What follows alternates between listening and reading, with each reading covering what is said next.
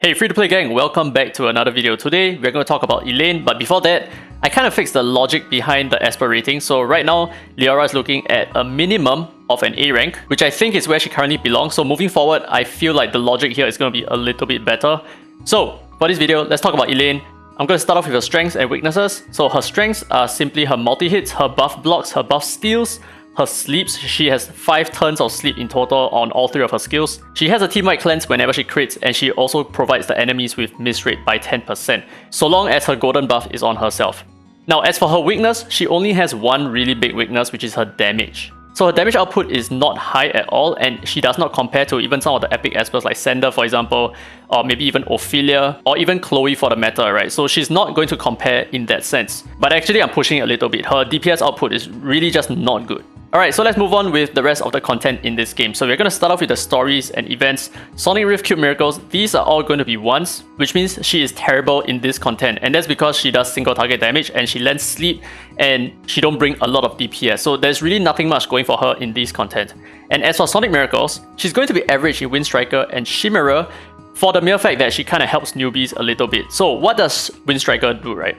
Wind Striker lends poisons on your team, and Chimera applies a shield on himself. So as for the poisons, she's able to cleanse your team whenever she lands a crit, and as for Chimera, she's able to steal the shield when the boss applies the shield on himself. So she's actually going to be able to solo the boss in that sense. Now moving on to Ritual Miracles, we've talked about this so many times. She is only going to be good in Fafnir, that's about it. But she's really good in Fafnir. And when I say really good, I really just mean like she multi-hits a lot, and she's able to cleanse your team. But as for the DPS part, she's lacking a little bit. Now moving on to Dislyte Lens, she's not going to be good here at all, because for Shadowfire she does not have AoE attacks. For Shadow Stream she don't give herself AP or she don't give herself speed up buffs, that kind of stuff. And for Shadow Gale she does not provide a lot of buffs for herself, although she has a lot of cleanse on her kit. So now that I'm thinking about it, maybe she's not that bad after all. I'm probably going to give her an average rating just because whenever she crits, she's able to cleanse your team. But then again, that only happens when she has the golden buff on herself, which is not going to be true all the time unless she's at R6. So maybe because of that, I'm going to actually reduce her score a little bit to 2. Now next up for Sentinel Hunt, I feel like she is made mostly for this content and Fafnir as well. So for Sentinel Hunt, everyone understands why she's so good in Ferviter because she has 2 turns of sleep on 2 of her skills, which makes her a really good choice if you want to rack a lot of points with just one single team. Now as for Counter Sonica, the only reason why she's above average is because most of the espers in this game don't multi-hit all that much, but she does bring a lot of multi-hits, which makes her above average in this case.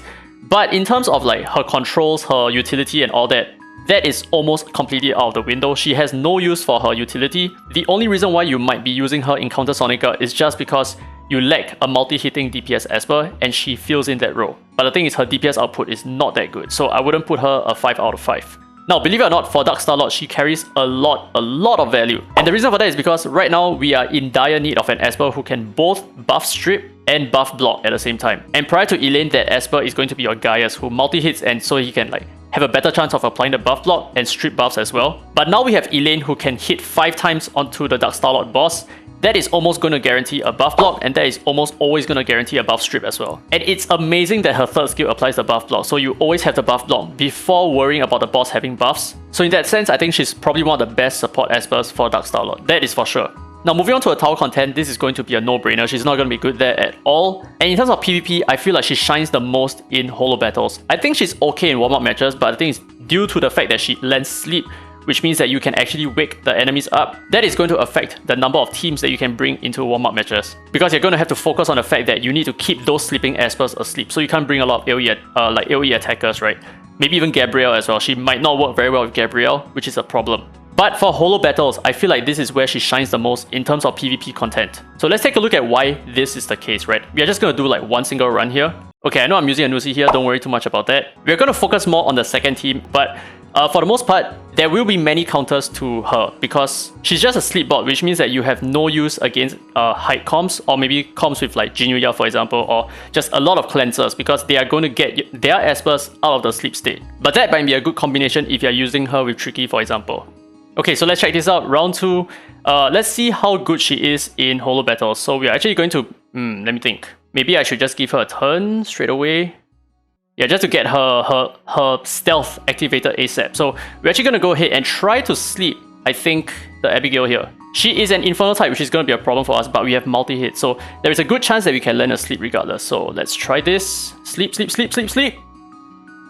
We got the sleep. Very nice. Very freaking nice here. So we cannot use our multi-hits. We have to use our single hits. So I think because of that, we might just want to control the guys a little bit or not.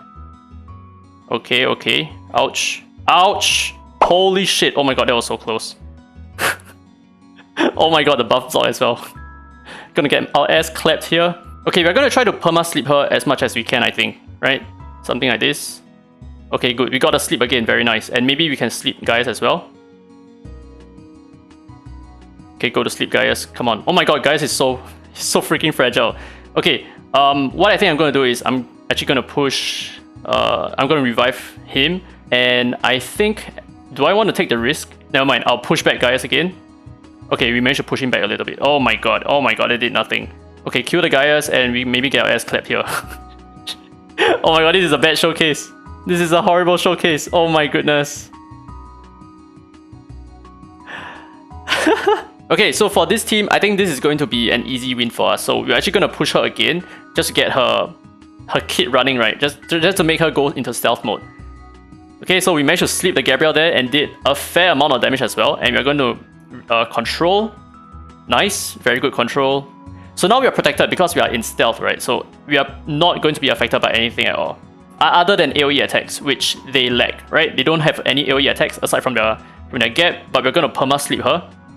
See, something like this, right? We steal all her buffs as well. So very nice. We just need to make sure that we don't land too many AoE attacks. So the point of Lucas being here is to just AP control, and that is all.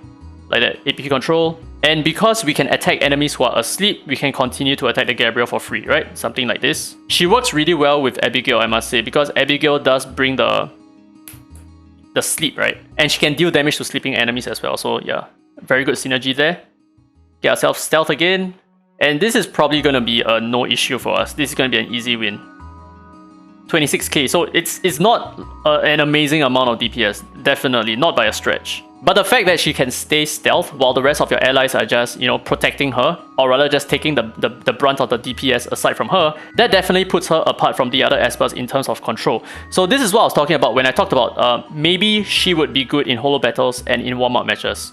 And this is exactly the reason why I say this is the case. Of course, you need to make sure that you're playing with the right Espers and against the right enemies as well. But as you can see, we are going to have a very, very easy time just controlling. Okay, it actually might be a good idea that my Lucas dies.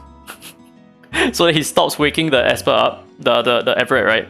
Alright, so that's it. So as you can see, she performs really well in holo battles. So I do feel like she is definitely above average in terms of holo battles. But the only reason why she's not a 5 out of 5 is just because her DPS output is, I think, not good enough. So all in all, her Esper rating is going to be a B according to the brand new logic that I have here. And I think this makes a lot of sense. And I think a lot of people are going to agree with this.